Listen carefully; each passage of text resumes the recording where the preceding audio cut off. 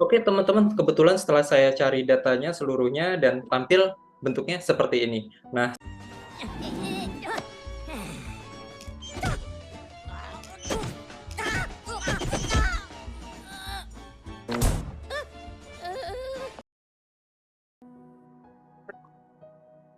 Assalamualaikum, halo semuanya, kabar baik di sini. Semoga teman-teman dimanapun berada juga dalam keadaan baik dan sehat selalu.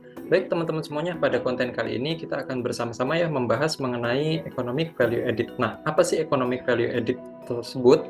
Baik teman-teman,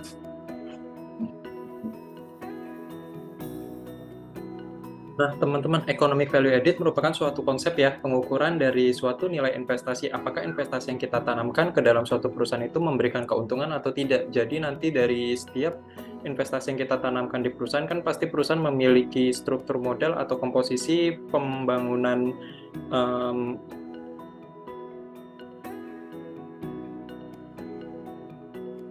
komposisi permodalan yang berbeda-beda ya.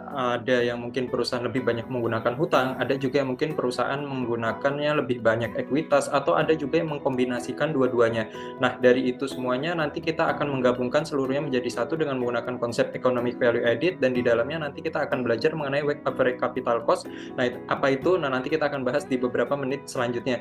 Nah, jadi nanti di situ diharapkan dari biaya-biaya yang dikeluarkan oleh perusahaan di sini itu setelah dikurangi biaya-biaya tersebut itu berapa besar keuntungan yang akan kita dapatkan kayak gitu ya, dari nilai suatu investasi tersebut, apakah menguntungkan atau tidak. Nah, jadi di sini konsep value and economic value added di sini itu pertama kali diperkenalkan atau dipublikasikan oleh salah satu perusahaan ya, perusahaan Stern and Stewart Co. Di sini itu merupakan salah satu perusahaan yang berada di Amerika Serikat, yang dikelola atau dikembangkan konsep ini oleh Stern Value Management, dan diharapkan dari economic value added ini bisa memberikan manfaat gitu ya, bukan hanya untuk investor, namun beberapa perusahaan-perusahaan yang akan melakukan akuisisi atau melakukan pembelian perusahaan-perusahaan baru, apakah bisa memberikan manfaat atau tidak kayak gitu ya dari melakukan akuisisinya tersebut.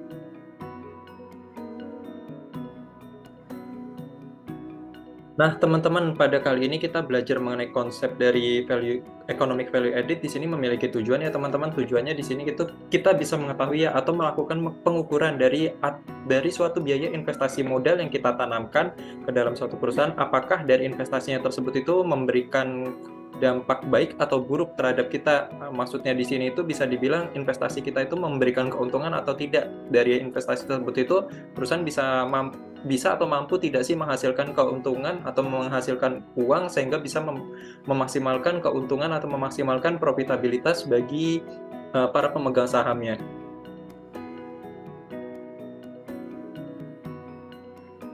Nah, teman-teman, dari konsep economic value added di sini nanti setelah kita melakukan analisis akan ada dua ya, teman-teman, dua hasil dari konsep economic value added. Mungkin ada yang economic value added-nya bernilai, yang pertama di sini bernilai negatif, yang berarti bahwa apabila dari konsep economic value added di sini memiliki nilai yang hasilnya negatif, menandakan bahwa perusahaan tersebut itu tidak layak ya untuk kita investasikan, karena di sini itu perusahaan tersebut itu tidak bisa menghasilkan nilai yang bisa memaksimalkan profitabilitas bagi para pemegang saham. Nah, jadi di sini bagi para investor dari sarannya, apabila memiliki hasil economic value added yang negatif dari hasil valuasinya atau hasil analisisnya, langkah lebih baiknya investor tersebut itu tidak melakukan investasi pada perusahaan tersebut. Nah, selanjutnya di sini ada juga lagi dari economic value added yang memiliki hasil yang bernilai positif, menandakan bahwa perusahaan tersebut itu cukup layak ya untuk diinvestasikan, karena di sini dari nilai investasi yang ditanamkan di sini tuh perusahaan mampu menghasilkan keuntungan atau memiliki nilai lebih, sehingga diharapkan di sini bisa memaksimalkan para kekayaan atau kemakmuran para pemegang saham atau shareholder. Nah, teman-teman, ini saya ngambil salah satu pengertian dari economic value added ya, dari Investopedia. Di sini menandakan bahwa economic value added adalah suatu alat ukur ya, atau alat perhitungan dari cost of capital atau biaya dari ekuitas, yang mengestimasikan atau meminimalisirkan atau menghitung atau mengestimasikan dari beberapa data-data, baik itu pajak ataupun cash basis, atau di sini ibaratnya aliran arus kas yang dimiliki oleh perusahaan. Diharapkan nanti di sini itu kita bisa menghitung berapa sih residual wealth atau kekayaan yang bisa didapatkan oleh para pemegang saham apabila para pemegang saham di sini ingin melakukan investasi pada perusahaan tersebut. Nah, teman-teman, selanjutnya untuk economic value added di sini memiliki beberapa tahapan ya. Yang pertama nanti di sini kita akan melakukan atau menganalisis, yang pertama itu menghitung dari net operating profit after tax atau biasa dikenal sebagai NOPAT atau NOPAT. Nah, di mana rumus dari NOPAT di sini tuh rumusnya yaitu EBIT atau earning before interest tax atau laba sebelum pajak dan beban bunga dikali sama 1 min tax. Nah, setelah nanti didapatkan hasilnya tersebut, lalu kita tahap selanjutnya kita akan melakukan atau menganalisis menghitung invested capital. Nah, jadi bagaimana sih cara menghitung atau menganalisis dari invested capital? Rumusnya seperti ini ya teman-teman, IC sama dengan dari total keseluruhan aset perusahaan yang ada di dalam laporan keuangan perusahaan dikurangi dengan kewajiban lancar atau biasanya kita kenal itu sebagai short term liabilities. Nah, selanjutnya nanti setelah kita dapatkan hasil tersebut, tahap selanjutnya kita akan melakukan atau menganalisis dari weighted average cost of capital atau biasa dikenal sebagai WACC. Nah, bagaimana cara menghitung dari rumus WACC? WACC rumusnya itu yang pertama di sini WD dikali KD dikali 1 min T ditambah sama WE dikali sama KE. Nah, selanjutnya setelah kita mendapatkan hasil tersebut, nanti kita akan menghitung kembali lagi atau menganalisis dari capital charge atau biasanya yang kita kenal di sini itu berapa sih istilahnya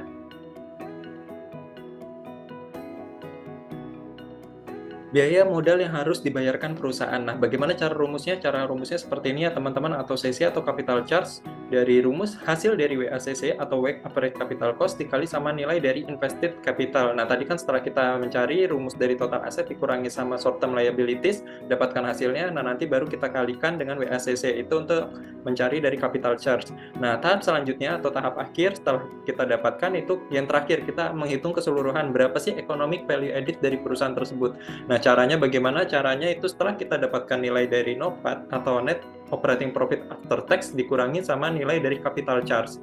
Nah, nanti setelah kita dapatkan hasil dari economic value added salah satu perusahaan tersebut, alangkah lebih baiknya mungkin kita bisa bandingkan kembali lagi ya nilai dari hasil kualisi perusahaan tersebut untuk nilai dari economic value added-nya dengan perusahaan yang satu sektor sejenis nanti, sehingga kita bisa dapat bandingkan perusahaan mana sih yang memiliki bisa dibilang economic value added yang tertinggi, menandakan bahwa economic value added yang tertinggi perusahaan memiliki arus kas yang cukup besar sehingga bisa memaksimalkan kemakmuran bagi para pemegang sahamnya.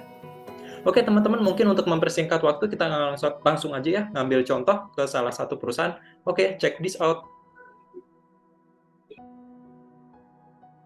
Oke teman-teman, ini saya ngambil salah satu contoh perusahaan ya. Kebetulan di sini perusahaannya bergerak di sektor consumers.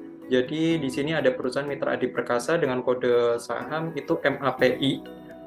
Nah, bagaimana cara untuk mencari laporan keuangan ini? Mungkin teman-teman bisa memflashback kembali lagi ya video-video sebelumnya. Di situ sempat kita menjelaskan bagaimana cara mencari untuk data laporan keuangan perusahaan. Nah, di sini saya mengambil data laporan keuangan perusahaan yang berakhir pada tanggal 30 Juni tahun 2022 ya, teman-teman. Nah, tahap yang pertama yang kita harus cari di sini itu adalah tahap yang ini tadi ya, teman-teman, untuk mencari NOPAT. Nah, untuk rumus NOPAT di sini itu nilai dari earning before interest tax dikali sama 1 min T.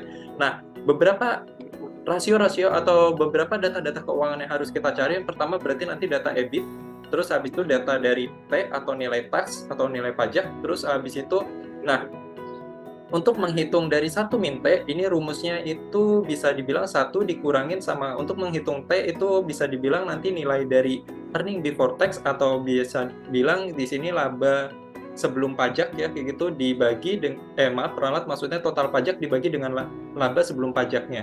Seperti itu. Nah, nanti jadi yang pertama kita mencari terlebih dahulu ya, untuk di sini kebetulan saya mencari untuk perusahaan MAPI terlebih dahulu ya, teman-teman, untuk nilai earning before interest tax-nya. Di sini setelah saya cari ternyata kebetulan saya cari di bagian data laporan laba rugi.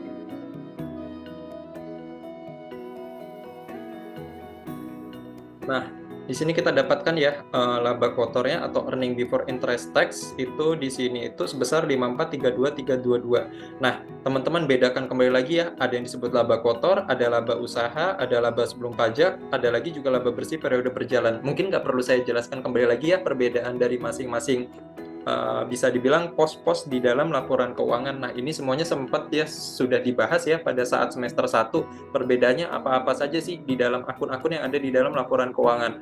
Nah, jadi bisa dibilang di sini itu EBIT atau earning before interest tax itu dari total pendapatan dikurangi dengan beban-beban operasional perusahaan didapatkan nilai dari laba kotornya. Kebetulan di sini dapatkan hasilnya 54.322.332. Nah, kebetulan di sini itu satuannya dalam jutaan rupiah. Nah, nanti cek kembali lagi ya teman-teman di dalam laporan keuangannya itu nilai nominalnya dalam satuannya apa? Apakah jutaan, apakah ribuan, ataukah dalam bentuk miliar. Oke. Nah, di sini kebetulan langsung saya salin. Oke, terus habis itu saya langsung cantumkan di sini. Terus habis itu saya tambahkan angka nolnya 6 kali. Oke, didapatkan untuk EBIT-nya atau earning before interest tax-nya sebesar sekian. Nah, tahap selanjutnya kita mencari di sini itu nilai tax atau nilai pajaknya ya, teman-teman. Nah, kebetulan di sini setelah saya cari untuk nilai pajaknya di sini itu beban pajak penghasilnya ini sebesar 285.166. Ini di dalam kurung ini kebetulan emang karena perusahaan tersebut itu kan untuk yang beban atau biaya-biaya itu dia dalam kurung kan untuk pembeda antara yang mana yang harus positif dan mana yang harus negatif. Jadi kita tetap masukkan aja ya tetap di untuk beban pajak penghasilan ini 285.166. Oke, berarti untuk beban pajak penghasilan tadi totalnya sekian ya. Oke. Gini terus habis tambahin angka nolnya 6 kali karena kan satuannya di sini dalam bentuk jutaan rupiah. Nah, terus habis itu untuk earning before tax. Jadi di sini itu berarti laba yang setelah dikurangi oleh beban bunga kayak gitu ya, teman-teman. Nah, kebetulan di sini setelah saya cari di sini itu laba sebelum pajaknya atau earning before tax-nya itu yang sebesar ini ya, teman-teman. Nah, terus tinggal kita cantumkan kembali lagi datanya tersebut di dalam rumus. Terus jangan lupa tambahkan kembali lagi satuannya. Nah, terus habis itu tinggal kita cari nih untuk rumusnya yang satu min T. Nah, caranya simpel aja teman-teman, 1 dikurangin dalam kurung nilai dari pajaknya ini, terus habis itu dibagi dengan nilai dari earning before tax. Sorry, bentar, sama dengan dalam kurung 1.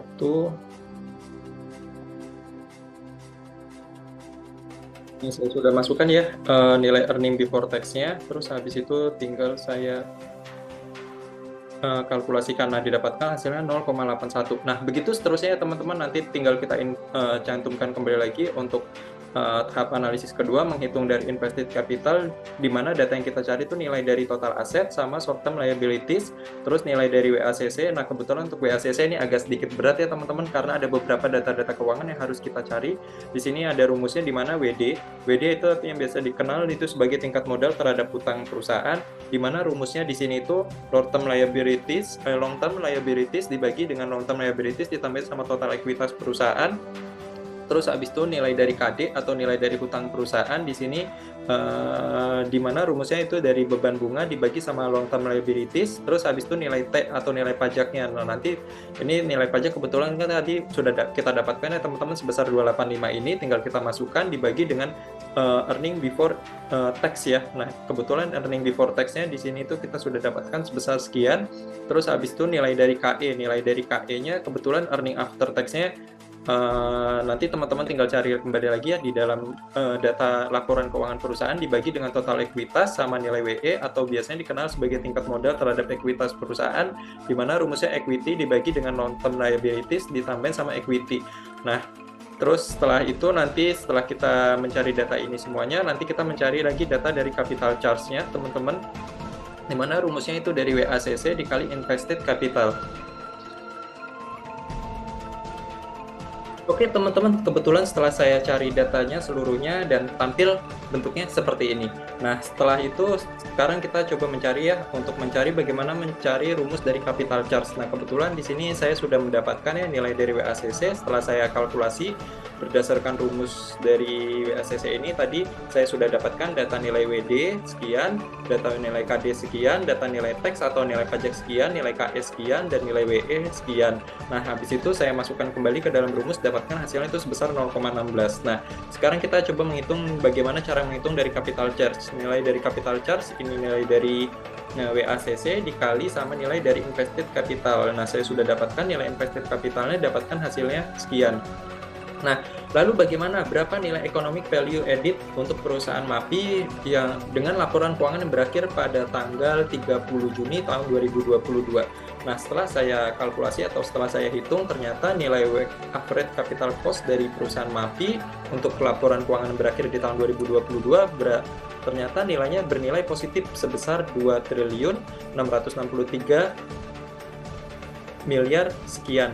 Nah, berarti menandakan bahwa nilai economic value added perusahaan di sini itu bernilai positif. Nah, namun apakah perusahaan ini cukup layak atau tidak sih jika kita investasikan? Nah, nilai ini itu perlu kita bandingkan kembali lagi ya teman-teman dengan perusahaan-perusahaan yang bergerak di dalam satu sektor sejenis oleh perusahaan MAPI. Nah, jadi nanti kita bisa lihat kembali lagi perusahaan ini itu cukup layak atau tidak sih apabila kita ingin lakukan investasi.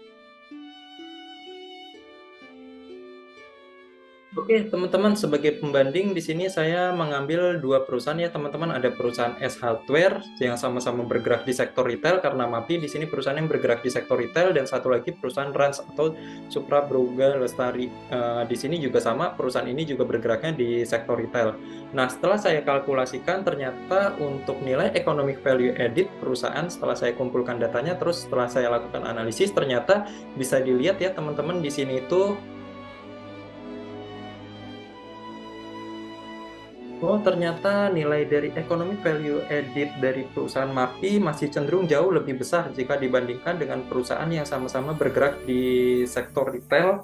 Di sini itu ada perusahaan S Hardware untuk perusahaan pembandingnya dan perusahaan Rans atau perusahaan Supra Boga Lestari. Ternyata untuk perusahaan MAPI ini jauh lebih unggul, menandakan bahwa perusahaan ini cukup layak untuk diinvestasikan karena bisa dibilang di sini perusahaan ini cenderung mampu memaksimalkan profitabilitas bagi para pemegang saham karena di sini itu memiliki nilai dari economic value added yang cenderung cukup tinggi jika dibandingkan dengan perusahaan-perusahaan sektor sejenis lainnya. Nah, namun di sini untuk nilai economic value added perusahaan ini itu cenderung bergerak fluktuatif ya teman-teman, tergantung dari sisi kinerja keuangan perusahaan dan bisa dibilang di sini tergantung dari persepsi pelanggan. Mungkin bisa jadi aja pelanggan-pelanggan perusahaan di sini itu bisa beralih dengan perusahaan-perusahaan lainnya apabila perusahaan tersebut memberikan benefit yang lebih besar dan otomatis juga mempengaruhi dari sisi kinerja keuangan dan otomatis juga nanti bakalan mempengaruhi juga dari economic value added perusahaan. Oke teman-teman, demikian itu tadi ya pembahasan kita mengenai economic value added. Semoga konten kali ini bisa bermanfaat ya buat teman-teman semuanya. Terima kasih atas atensinya. Sampai jumpa kembali lagi pada sesi selanjutnya. Subhanakallahumma wa bihamdika asyhadu an la ilaha illa anta astaghfiruka wa atubu ilaik. Wassalamualaikum warahmatullahi wabarakatuh.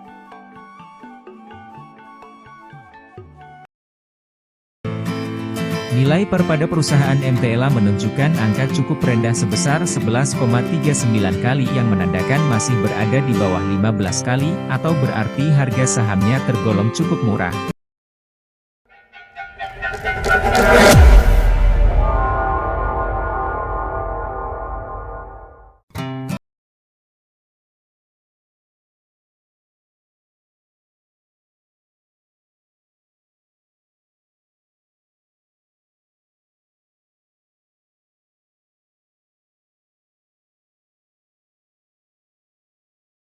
Kita bisa lihat bersama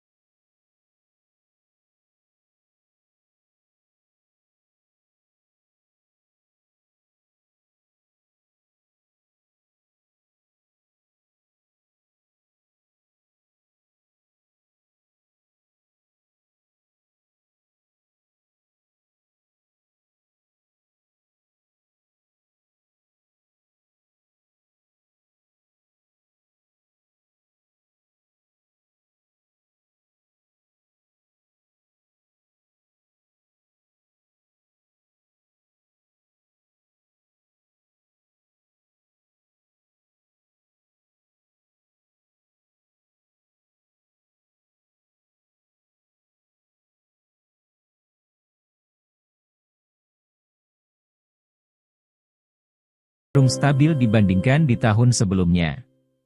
Awal tahun lalu akibat terdampak oleh pandemi COVID.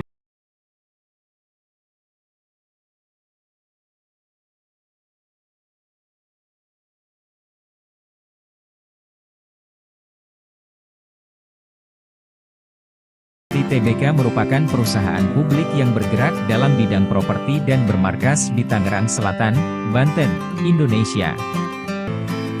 Nilai per pada perusahaan MTELA menunjukkan angka cukup rendah sebesar 11,39 kali yang menandakan masih berada di bawah 15 kali, atau berarti harga sahamnya tergolong cukup murah, dengan kata lain cukup menjanjikan untuk berinvestasi. Sedangkan nilai per pada perusahaan JRPT menunjukkan angka sangat rendah sebesar 7,19 kali yang menandakan masih berada di bawah 15 kali, atau berarti harga sahamnya tergolong sangat murah, dengan kata lain sangat menjanjikan untuk berinvestasi. Berdasarkan